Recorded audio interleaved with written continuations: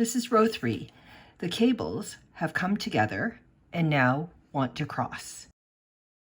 They'll cross using a C1B1.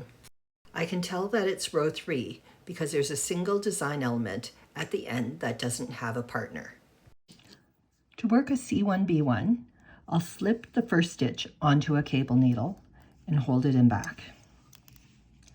From the left needle, I can see that this design stitch is not the same color as the working yarn.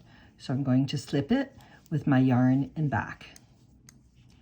This design stitch on the cable needle is in the same color as the working yarn, so I'm going to knit it through the back loop. In this case, I worked one of the 2 legs of this cable crossing.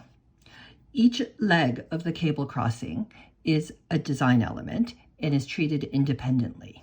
For example, in this cable crossing, there's 2 contrast color design stitches. Neither of them will be worked on this row.